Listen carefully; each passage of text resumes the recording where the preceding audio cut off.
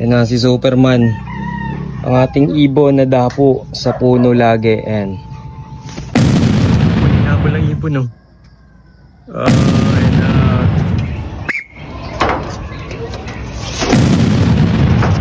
Bali katapos nga lang ng ulan dito sa amin. Ayan, may nabasa akong comment. Sabi niya, yung akin doll dumadapo pa rin sa bubong kahit may plastic na, no? So, dumadapo pa rin daw sa kanya yung ibon niya kahit may ganito na mga lapatids. So, sa akin mga lapatids, ganito gawin nyo. Bali dalawang hiwalay na plastic yan. Kaya pag hiwalayin nyo, hindi yung isa lang mga lapatids, wag yung isa lang. Mas maganda yung dalawa para gumaganyan mga lapatids, no? So masyado siyang magalaw. So dapat ang gawin nyo mga lapatid, yung manipis lang na plastic yan. Manipis lang yan. Ito yung plastic bag na gagamitin natin kasi may isang ibon akong laging dumadapo sa puno kada uwi ng karera natin sa training mga lapatids. So tinakpan ko muna yan kasi umulan kanina. Ayan, inangat ko na nga yung viewing ako dito. Yan, para may mapwesto tayo dito kasi sobrang init. Pansin nyo, dito dumapo yun. Yan, may papakita ko sa inyo sa video mga lapatids. Ito na pala si 3.5. Ayun, dumapo na sa puno. Yan, dyan siya dumapo mga lapatids. Sa puno na yan. So ito, lalagyan natin ng plastic ulit. So ibang ibon naman to mga lapatids kasi ang kulit na yun. Kada uwi ng training natin, galing club training, lagi siyang dumadapo ng puno. Kaya ito, gagamitan natin siya ng ano. Yung dilaw natin mga lapatid, pansin nyo sa huli natin video na dilaw na ginamit natin plastic is nawala na yun. Hindi ko na alam kung nasa napunta kasi lakas ng ulan ng lakas ng hangin. Baka tinangay na dito sa gilid ng kanal natin. Makasabit na kasi yun dyan mga lapatids.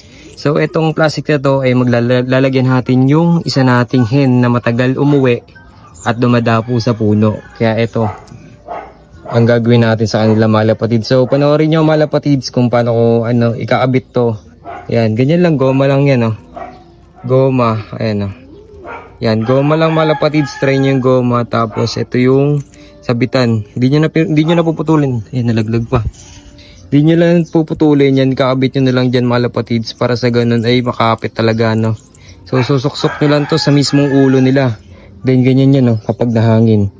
Kaya, testing natin to mga lapatids kung dadapo pa sa puno o maglilipad-liparan pa para pumasok dito sa ating loop. Ayan. So, punta natin. Itaw sa inyo yung kukunin nating ibon na napapanood nyo sa video ko yun mga lapatids. Ayan. Ating loop sa taas. Ayan, mga YB natin. So, 4 kinarga natin kahagabi.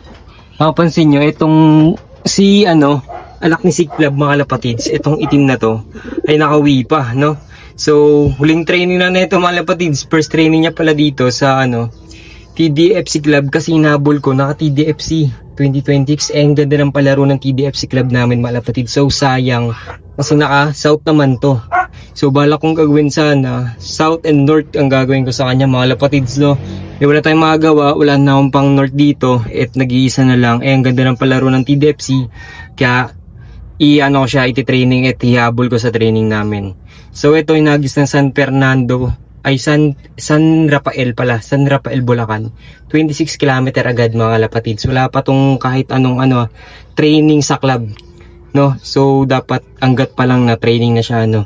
So ito sa training sa club, biglaan. Yan. Tibay din ang ibon na yan mga lapatids. Lahi ng si club yan. Lahat din nito Alphonse Babaero line natin galing kay Idol JM. Yan, yung magulang nun, no? So, kala mo kakyan mga lapatids ay yung partner ni Armando. So, ito. Bali, 4 yung inarga ko nung kahagabi, no? Hindi ko na na-upload. Mga lapatids kasi nagmamadali ako. Ito yung sticker niya, no? So, lalabas ko na lang dyan. Siguro i-upload ko din yung mga lapatids. Panoorin nyo na lang at abangan nyo, no? So, ito yung sticker na inano natin. So, 900 plus pa ata yung speed natin nun. San Rafael Bulacan. Sayang ang tagal pumasok, tumambay pa. Nailang kasi mga lapatids pagpunta ko dito. Bigla siyang bumaba, nagulat din ako. Kaya nailang ikot-ikot pa dito sa loop natin. Then dapo sa kapitbahay na bubong. So ito yung pag-usapan natin mga lapatids. Nakikita nyo ba yung checkguard na yan? Ayan yung lahi ni R2. So kilala nyo yun mga lapatids. Ayan kamag-anak to ni R2 mga lapatids. At ito, lalagyan natin ng plastic.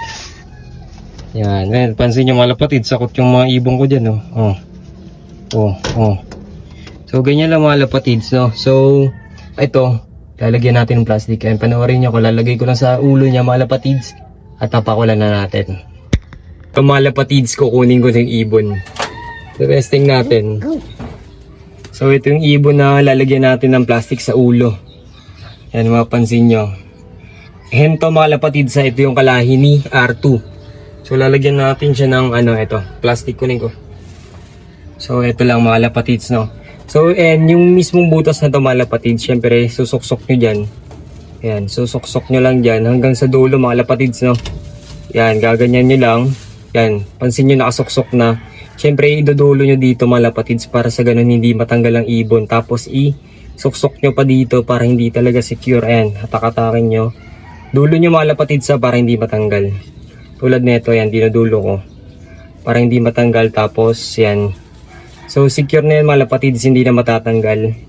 Yan yung bali ganyan niya mga lapatids, oh. So, papakawalan natin to, no? So, yan. Hento mga lapatids, ito yung palada po sa puno. Kaya ito, titignan natin kung papasok agad ng trapdoor natin sa kulungan. So, yan, oh. Testing lang kung papasok ng kulungan. Yan na si Superman. Ang ating ibon na dapo sa puno lagi. Ayan. Good, lumulipad na. So ito, baba natin to. Habang lumilipad, siyempre baba muna natin yan. Ayan, si Superman, no. Mga lapatids, ikot ng ikot si Superman. Tignan natin kung dadapo sa puno. Makulit eh. Ayan na, ayan, dumadapo sa puno. Ayan. Ayun, ayan, naiilang siya mga lapatids, oh. Ganyan lang gawin nyo, dalawa. Pali dalawang parang tangkay, dalawang ganun, no. Ganun gawin nyo. So, check natin dito. Check natin siya. Yun na. Saan na? Wala na. Oo, Superman. Na mga lapatids. Ayun na, Superman. Nabol. Ayun, oh. Nabol ang ibon, hinabol ang ibon, oh. Ayan na. Sige, maulit ka. Walang dumapo sa puno. Ayan. Hindi siya makadapo mga lapatids, oh. Yan, ikot lang yan. Yan, nahilo na ako, kakaikot. Putik na yan. Yan, doon yung ibon natin. Sige. Dumadapo siya, tinatry niyan dumapo mga lapatids. Ayan, oh. Dumadapo. Tinatry niyan dumapo, hindi siya makadapo. Yun. Ayun na. Sige. Natry niya dumapo yung mga lapatid. Hindi siya makadapo. Ayun o. Sige, lipad lang. Ayun. Dadapo sa puno. Ayun na. Ayun, nailang mga lapatid. Pansin niya, nailang. Nailang siya sa puno. Ayun, grabe. Layo na. Ganyan lang, gawin niyo mga lapatids. Try niyo yan, testing niyo yan. Maganda yan sa mga dumadapong ibon natin.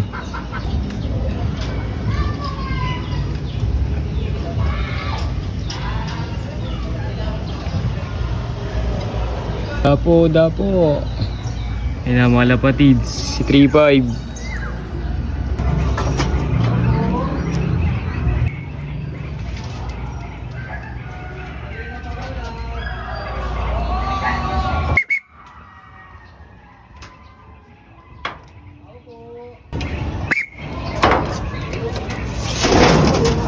Mga lapatids, pumasok na yung natin, si 3-5. Ayan, ang kanyang boy, girl. Ayun siya, yun bilis-bilis pumasok Ano kaya yun? Pagpasok ng ibon yung mga lapatids, tanggal nyo agad yung plastic para alam nila na safe sila sa loob ng loop nyo, no? So sa labas lang mayroong ganito. Yan, so tanggalin na natin mga lapatids. So ito na, tatatanggalin nyo ito mga lapatids kapag tapos niya ng rumonda. Ayan, para alam niya na safe yung ibon, para alam niya na safe dito sa loop. Yan o, si 3-5, si Miss 3-5. Balihin to mga lapatids kaya Miss 3-5. Ayan. Ano to, kalahi ito ni R2. Kaya madilim lang mga lapatids. Ayan o. Yan, maliwanag yan. So, papakulan natin syempre. Ano, kulit mo ha. So, yun siya, mga lapatids, naghahanap ng tubig oh. Good naman, hindi naman nasasakal mga lapatids, kaya maganda rin. Yan oh, ganda rin ang ganto. Nahin yung matakot yung ibon niya sa mga ganto para mabilis pumasok. Yan, depende na lang din yan. Kapag ayaw nyo na gumamit nito mga kalapatids, gutumin nyo yung mga warriors nyo. No? Gutumin nyo yung mga warriors nyo para mabilis pumasok at mabilis tawagin, fast trapping pa. Ganyan, bali konti lang sa umaga. Kung ayaw nyo na gumamit nito kung ayaw nyo tumambay sa mga puno, ayan. Gawin nyo syempre, wag din kayong magpakawala lagi-lagi. At magpapakawala lang dapat kayo tuwing umaga at tanghali lang. Wag yung papatambayin yung mga ibon nyo. No? Ayun no. Lalo na yan, daming puno dito sa amin. Nagsisidapuan yan sila. Pero kapag ginutom ko, umaga lang konti. Tapos pag nagpakawala ako ng tanghali, yun, sobrang nila mga lapatids. Sobrang bibilis pumasok. Pansin ko lang sa kanila, no? So, try nyo din kung ma-adapt nyo yung ganun. So, yan. So yun lang mga lapatids, no? Please like and share yan. Paki-follow na din. Huwag niyong kalimutan. Bye-bye.